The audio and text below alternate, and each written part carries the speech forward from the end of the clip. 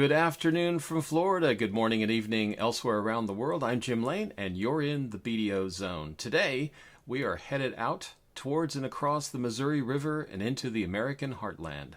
Here today in the zone, we have Falls City, Nebraska, which has earned a BDO Zone A rating for 600,000 bone-dry tons of corn stover. And farther to the north, we have Mason City, Iowa, which has also earned an A rating for a massive 1.4 million bone-dry tons of the same feedstock. So today in our program, 2 million tons, and what do you get? We're going to find out more about the answer to that question, the feedstock, the infrastructure, above all, the people today in our program. But first, for more on the BDO Zone, System and Initiative, Aaron Garswood returns to Digest TV with us today. Aaron, always good to have you back with us. Thanks, Jim. Well, I'm super happy to be back here today for another BDO Zone Connect webinar, and just as excited to hear from our presenters. Today, we are going to hear from two new BDO zones featured in Iowa and Nebraska. So naturally, we're going to be talking about agricultural residuals when it comes to feedstock, specifically corn stover. But we're also going to hear a little bit about the local incentives and infrastructure within each of these respective areas from our presenters. In addition to our presenters, we're going to hear from the BDO Zone project directors as well, who actually wrote each of these respective reports. So we'll get a chance to hear a little bit more of the technical details that went into each of these BDO Zone ratings.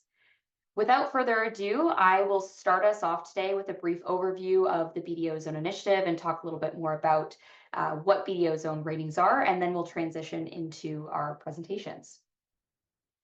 So in a summary, what the BDO Zone Initiative does is certify regional readiness for bio-based manufacturing. It helps to create global connections between different communities across the US and Canada, and project directors that are looking for locations for new projects. This in turn really creates an influx of clean energy opportunities for these different regions across North America. Now, what a BDO zone rating does in a summary, or what it is a standards-based assessment of a specific region's suitability to host new bio-based manufacturing projects, whether these are biofuels, renewable chemicals, biogas, or bioproducts. BDO zones essentially are signaling that these are great regions to host new projects. By doing so, they're sending a clear and powerful signal that BDO zones are low risk and biomanufacturing ready across the country. Now, I'll talk a little bit more about the due diligence that goes into BDO zone ratings. Specifically, they're based upon a pretty rigorous and extensive due diligence process, which is using a nationally accredited and standardized framework, which I'll touch a little bit more on the next slide about. But essentially, this framework has over 100 different transparent and validated risk indicators that are all considered when doing each of these technical assessments. However, this boils down into three buckets of risk, or what we call the three pillars of a BDO zone rating. The first is a feedstock surplus. So generally, we're working with communities and regions that have at least 50,000 tons of underutilized biomass feedstock. Second would be supply chain strength, so evidence that there is a resilient supply chain in place, but also a supportive community that is looking to attract these new types of projects. And finally, but just as important, is sound infrastructure, such as physical infrastructure like an industrial park or a site that could host a new project with basic utilities and transportation. But we also look at social infrastructure as well. Now, if a community scores high enough, they will receive an investment grade BDO zone rating, which, like I mentioned, highlights the best locations across the country to host new bio-based manufacturing projects. Now, as I mentioned, BDO zones are based upon a credible national standardized framework, which is the standards for biomass supply chain risk. You'll see on my screen here, this is a national standard in Canada, but it also was developed by our company EcoStrat and Idaho National Labs over a period of about 6 years in the US. This was also funded by the US Department of Energy's BDO office, and this was also reviewed by a fairly large capital market risk rating review committee over that 6-year period. We do expect this to be an ASTM accreditation, hopefully by the end of 2025. And as I mentioned, it is currently a national standard in Canada. Now, the last thing I do want to mention is the recognition this initiative has seen specifically over the last about year. This slide that I'm sharing here is the USDA's plan to building a resilient biomass supply, which was announced back in March of 2024 as a direct response to President Biden's Executive Order 14081, which was a call for more biotechnology and biomanufacturing initiatives and projects across America. Now, USDA's plan specifically highlights and mentions the BDO zone initiative a number of different times within this plan as an important tool to accelerate bio-based development. So we're obviously very pleased with this recognition, but we are also very pleased and supported by the USDA, specifically their Rural Business Development Grant Program has provided funding to over 20 communities across America in order to obtain BDO zone ratings. Great, thanks, Aaron. So the Falls City, Nebraska BDO zone is located in southeastern Nebraska. It's the BDO zone moves into Iowa, Missouri, and Kansas as well. And we have certified 600,000 dry tons of corn stover at a price of 95 to 115. That is at low risk, so it's another A rating. And reasons for the low risk rating relate to, for example, the regional experience in bale production. So there's equipment operators and supply chain managers that are familiar with the logistics associated with that. So a new developer moving into the area will not have difficulty over a scale-up period of 2 to 3 years to make that 600,000 work. In addition, we have above average crop yields, not to the same extent as in Iowa, but also the yields are above average for the United States, with the exception of the area in Kansas. So by association, you're going to have above average per hectare generation of corn stover. So that's a plus. And then we also have in recent years a number of bio projects have been announced that will be using corn stover. And the nearest is over 200 miles away. So there are really no competition risks for a developer that decides to set up in the vicinity of Falls City. And then finally, we have this project development site, the Mid-America Rail Campus.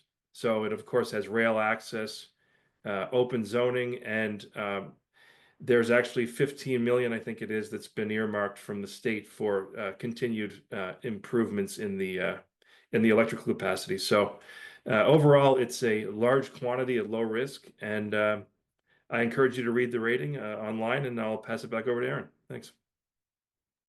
Thanks so much, Peter.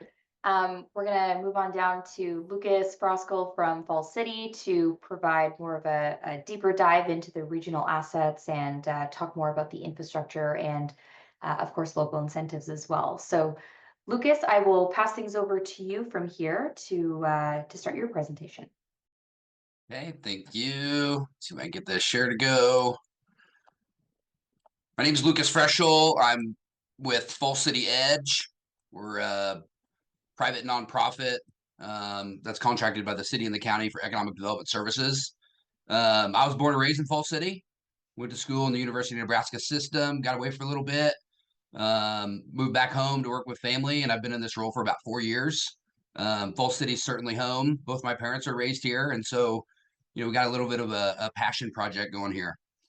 I'm really excited about some of the successes that we've had, and excited to see what can be there for the future. So we've got 130 member investors in our organization. Just mission. Obviously, we're trying to capture the dollars, bring them to Falls City, create prosperity for our residents. To kind of get into what we're doing here, I need to go through a little bit of the history. Falls City's in the very southeast corner of the state. Our electrical infrastructure is capped out, and so some of that $15 million that Peter was referencing. When I was on city council in 2019, I was introduced to this idea that we've got 169 kV power line that feeds our town. Our town runs on 10 to 12 megawatts, and there's maybe a megawatt left on it. So if we don't do something about that, Falls City's not going to have the opportunity that we deserve. So my signed up for this position with really the priority of trying to solve this for our community. And we were successful in creating some momentum. So economic development in Fall City started in the 1970s. It was volunteer when they created the first industrial park. We've got some parcels there available. I'll show you that later on down the slides. Then it transitioned into a city-operated economic development. We noticed that the Kansas City Power and Light, the gas that we were contracting from them, had a economic development percentage on that. City officials bought that and transitioned that into a funded economic development opportunity for Fall City. And then in 2006, we created the public-private consortium that Fall City Edge is today, that brings the mayor, the city council president, county commissioner chair, all into the board. Ex officios are the city administrator, the school superintendent, the chamber director, and then also elected voting members on our board, county attorney, company presidents, hospital CEO, and operations officers. So all the decision makers, all the community leaders are at the table once a month here at our board of directors meeting. And we've got really good synergy in Fall City. 3 committees meet monthly as well to discuss opportunities and how we're going to move forward each month. And the economic development effort to get where we are today, you can characterize it as starting over 15 years ago. Fall City is somewhat unique that we've got 2 first-class railroads running through Fall City. We're equidistant between Omaha and Kansas City. In the 1940s, the Mopac Railroad, Missouri Pacific Railroad, built Fall City. There were 450 employees right here at the switch yard between Omaha and Kansas City. Missouri Pacific was sold to Union Pacific, and by 1990 there were no railroad jobs left in Fall City. And so we've kind of seen this population decline from 6,400 in 1940 to call it 5,200 in 1990 to about 4,000 today. And so we've got plenty of town to grow. We've been there before. We've got plenty of opportunities at our school systems to grow, and we're just putting the right things into place to try to attract some of these project investments. So in November of 2009, Fall City was trying to capitalize on a $1 million grant that the state was putting out. They were going to invest in railroads. We identified a dual rail site, about 220 acres, and applied to that. We were one of 6 communities to make the final out of about 30 communities. And when they brought in the expert consultant to evaluate the 6 communities, they realized that we only had 2 megawatts of available power. He thought it was a typo. He said he wasn't going to lie. 2 megawatts is a big problem, but other than that, you've got everything in good shape. And so some of the feedback was pretty negative. Our site ranked very high in a variety of categories. However, the amount of electrical capacity is a serious concern. And so in January 2011 is when a power commission was formed. Local leaders decided to control what they could control. Nebraska is the only public power state. And it's characterized as just a geographic location issue. We're at the end of a line, and we're gonna have to do something to try to fix that. So the Department of Economic Development, they don't invest in sites with insufficient utility service for customers, and so local leaders decided to just control what they could control. And so over a 10-year period, there was $115 million invested locally, with the idea that if we ever do get power to town, we'll be prepared to try to bring in the right project. So let's see, over the 15 years, some of the investments that were made in Fall City, there was a new hospital, a library, aquatic park, school facilities, senior living duplexes, motel by local investors was built, $32 million project, the Missouri River Bridge at Rulo, 10 miles east. There was a downtown revitalization project, Grand Weaver Hotel renovation, new ball fields, new industrial road, and new backup generation engine at our power plant that basically serves as an insurance policy for when that one transmission line is severed or goes down. Now, in 2018, after making our local investments, community leaders decided it was time to try to address the electrical infrastructure, and as a way to try to make Fall City investable, Full City Edge was able to obtain options on 1,017 acres along the Union Pacific Rail, 2 miles south of town. There was a new electrical infrastructure study by our public power district. And in 2021, we coordinated the introduction of LB 977 with Senator Slama, which was designed to offset some of the costs to try to build the electrical infrastructure. We had a chicken or the egg paradox going on in Falls City. The business isn't going to come until you got the power. The power is not going to be built until you got the business. So we needed a little bit of help to just jumpstart that opportunity. We're pumped in the spring of 2022. $15 million was approved through the Nebraska legislature because we had made Falls City a place that was investable. We had all the the social amenities that folks are looking for in a small town. We just didn't have the power. So we continue to be in discussions about power. We've got a plan. We've got a plan to build the transmission that's necessary. And in 2022, after we had gotten the electrical grant, momentum started to build for us. We decided to we had our first discussion with EcoStrat about BDO zones and what that meant. We extended the options through 2025. We'll extend those again here in March to secure them through 2028.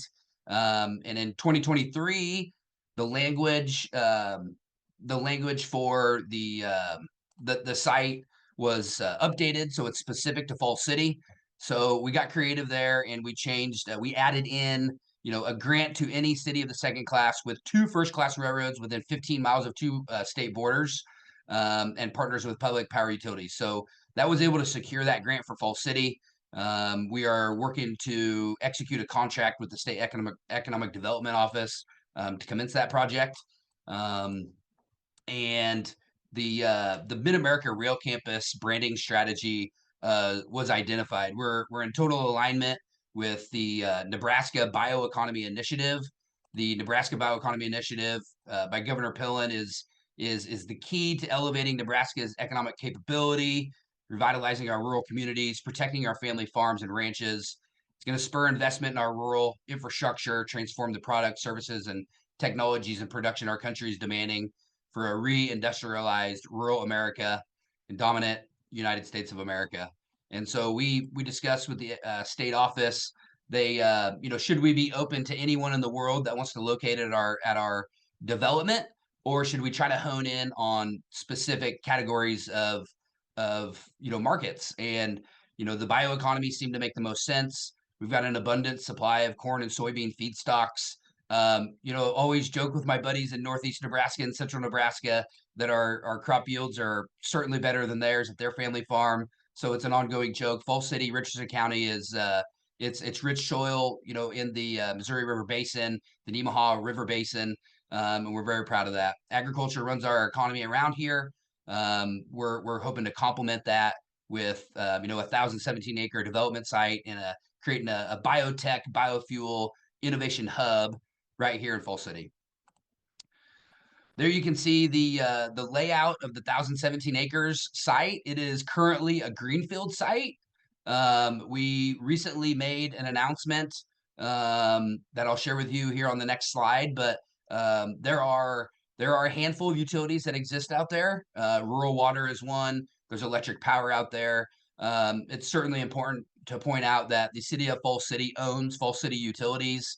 We have our own jurisdiction out there, and we're concentrating hard on trying to bolster that to serve our citizens and also future projects. Citronic is a startup company that is headed by a couple fellas that have been in the oil and gas industry. In July of 23, we hosted Mel and Kelly for a first site visit. We kind of kept them updated on what we had going on with the Mid-America Rail Campus. In September of 2024, at the Bioinnovations Midwest Conference in Omaha, it was noted that they'd like to take another look at Falls City. In November of 24, we announced a that might be an error there. I think it was October of 24. We announced the $5 billion project. What is Citronic? Citronics is a decarbonization project Their value proposition is that they will capture the carbon in the polypropylene pellet. Polypropylene is the raw material that goes into most all everyday plastics. They've got all their products sold already. Timing is of the essence. What we've kind of figured out is that the best way to meet their timeline is to do some sort of on-site generation. Could it be liquid natural gas via pipeline? Could we drill for liquid natural gas? We've got a formal proposal in hand to do that. And you know, some folks have used the word nuclear. Is small modular reactor there yet? We're not sure, but we're certainly investigating it. Currently, the transmission electrical infrastructure doesn't exist in Falls City, but it soon will. But to meet their timeline, we're going to have to build on-site generation. And whatever the size of the generation, we've been talking, 300 megawatts, 600 megawatts, 900 megawatts. If we build a 600 megawatt power plant, we're going to need to find companies that can absorb that generation on site before the electric infrastructure is built to potentially send it out on the grid and sell it. So we're super motivated to look for complementary, businesses at the site. We've identified more sites around there, 280-ish acres across the highway to the west. There is some in between town, and super motivated to try to find other complementary businesses. They wish to break ground in 26. They want to be operational by 29. Still waiting on formal approval of the federal loan program. The federal there's a freeze on some federal programs right now, and so we're just kind of anxiously awaiting that. Their land usage is projected to take up 420 of the 1,017 acres. Some of our current industries in Falls City: airline luggage manufacturing, small parcel conveyor systems, heavy in the ag. There's a grain handling facility that has a loop track on the BNSF. Just north of that is that 220-acre dual rail site that you saw in a few slides ago. That site's certainly open. Current sites in our industrial park: 10, 5.7, 4.4, and 3.2. Those are all available with utilities ready to go. And for those users that need larger areas, we would certainly entertain any offers at the Mid-America Rail Campus for the rest of the 500 to 600 acres that will be left. Largest employers in the area: hospital and school district, and then municipal operations, manufacturing, retail, trade. Richardson County, this is a stat that I've really used to try to sell Falls City. People love living in Falls City. It's an awesome town. But we need, we're searching for a few of those businesses that can offer the higher paying wages. Sabetha, Kansas is 20 miles away. We consider it the gold standard of industry in our area. There are a ton of citizens that live in Falls City and drive 20 minutes each way to make a higher wage. They're bringing that money back to Falls City. They're spending it in our economy. Boy, wouldn't it certainly be nice if we could find, a business to locate here at our rail park, so those citizens who love Falls City or not Falls City don't have to drive 40 minutes each day, to make the wage that they think they deserve. So net negative commuter county, you can see the stats there. There's 1,386 more workers that live in our county than there are jobs available. And so that certainly bodes well for, folks that are looking at rural communities that are nervous about if the workforce exists. We've got the data right here. It certainly does exist. 38,000 people live within a 25-mile radius. Falls City is the economic hub for our little kind of tri-state area. And our investment targets at the site: certainly ag, the biofuels, but manufacturing, shipping, distribution. With our location between Omaha and Kansas City, perhaps that could be valuable. Planning for future growth. Here I've got just one more slide. So we've been very strategic in our housing. In 21, when I first started, we had a housing study that was complete, and it laid out basically suggestions. And we implemented a 3-year plan. In the first year, we hired a code enforcement officer, implement the rules that are on the books, make sure that we're keeping our housing stock up to date. And then we passed a city ordinance, a vacancy ordinance that, as houses get passed down from generation to generation, sometimes they get lost in the trails. Perhaps folks are using the houses that exist in Falls City, as on their income statement to try to make that return look better at the end of the year. And so if you're not keeping your property up to date in Falls City, it's a social nuisance. And so we've We've been diligent in being able to repair some of our housing stock. We were the first community outside of Omaha to start a regional land bank. We currently own 8 properties. We just started that in 2023, and we're very excited about how the code enforcement officer, the vacancy ordinance, and the land bank are all working together to try to achieve the goal. If we're going to create 160 jobs through Citronic, these premium wage jobs, we need to secure multiple properties so that we can attract developers who don't want to build onesies and twosies. They want to do 8, 10, 12 houses at a time. And so, a town that used to have 6,400 people that now has 4,000, we've identified an interior neighborhood in between our downtown and our schools that is the development zone. We're targeting that zone. We don't think at this point that there's a need to build vertically. We have enough town to get single family homes and kind of, maintain the charm of Full City that are these single family homes. Champions Crossing is it's a 28 lot housing development that we manage here. It's a subsidiary of Edge, is Champions Crossing. Full City Area Properties is also a subsidiary of our organization. When the industrial development organization that started in the 70s, they basically dissolved, and we've taken over management of that area. Childcare, we worked diligently on childcare the last 2 years. The hospital is now running a childcare operation for our working families in town. We also, in the last 5 years, purchased a 19-acre highway development. Perhaps that could be a gas station for our ag community, the semi trucks that need more convenient access to diesel. There's a handful of community programs. Tax increment financing is one of the best. We've got some state programs that can be utilized. If you're creating jobs in Nebraska, perhaps there could be some help for you. The State Economic Development Office is super motivated to try to bring in those biofuel businesses that align with the Nebraska bioeconomy. And if anybody has any questions, feel free to, I see that I've mistyped my office number on there. The office number is 402-245-2105, but feel free to call or text my cell phone, email me anytime if there's any interest in Falls City. Let's move over, Lucas, and a question about the Falls City. I'm very intrigued by the Citronic project that you presented there. It's a real flagship facility, of course, also a really good showcase for everything that Falls City is bringing. I actually have in front of me a slide that I think either Kelly or Mel presented at ABLC last year before the announcement. So they were what I have is a list of the criteria that they had privately for what they were looking for in a place. And I wanted to just read a couple of these to you and see which ones resonate the most with you and think, hey, this was the thing that really made it. They wanted that nearby navigable water access. So they wanted to be, somewhere within 50, 60 miles of river.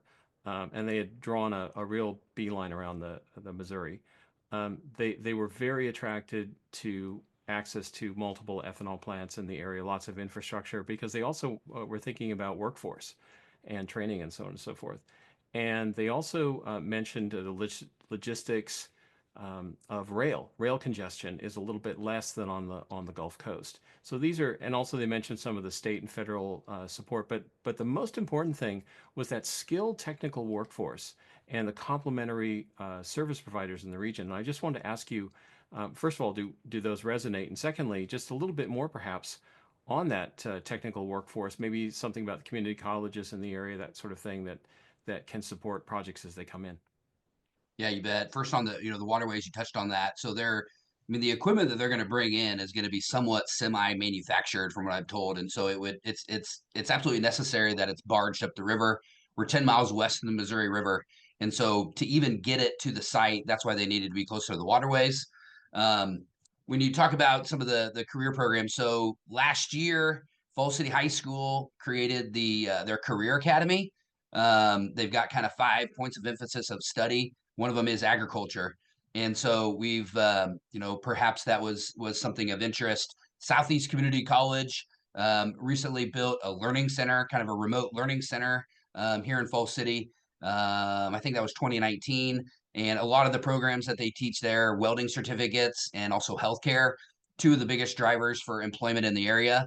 I believe that those 2 kind of education assets were helped Falls City try to win this project. We've been engaged with the University of Nebraska Lincoln Some of their departments are keenly aware of what's going on. And Governor Pillen is highlighting the Nebraska Bioeconomy Initiative. I think we realize that he's kind of characterized this is Nebraska's Silicon Valley. And if we do this right, if we do this up front, this thing could run for a few decades and really create true prosperity in rural America. There's a ton of undeveloped land around railroads in Nebraska, and especially Falls City. And I think that's part of what was a motivator to try to bring them to Falls City. We're curious how we can implement what curriculums and what knowledges are going to be needed, because for 3 decades, kids that grew up in Falls City haven't really had this type of opportunity. And so, we're really interested to try to implement those curriculums. We got 2 school systems. There's a Catholic school and the public school system, and just working together with them on educating our kids and letting them know that there's access to good paying jobs right here in your backyard. 2 communities 300 plus miles apart, but share a lot in the form of corn stover and a lot in the form of a spirit of innovation and moving forward. So impressive ratings from the BDO zone, but also impressive presentations. Thank you for joining us. And Aaron, I'd like to pass it over to you for a final word before we wrap. Thank you, Jim. And just want to echo your comments. Really great presentations from Lucas and Chad. Lots of information, and I would just encourage anyone who's tuning in today or listening to please reach out to either Lucas or Chad. Their contact information was on the slides there, but also feel free to connect with myself or my colleagues Marion and Peter if you have any additional questions about the reports. These are 2 fantastic areas that obviously have been discussed here today, and this was a very wholesome ending to a really great BDO Zone Connect webinar. So thank you all again for tuning in, and thanks again, Jim, for hosting another great session. Well, that's all we have time for today. Thanks to our friends from Falls City and also Mason City, Iowa, for joining us today to explore their regions. We're going to be back again soon with more communities and regions earning their BDO zone ratings and showcasing the exciting opportunities they bring to the bioeconomy. Until then, I'm Jim Lane, wishing you a great week ahead in the bioeconomy. So long. I'll see you next time.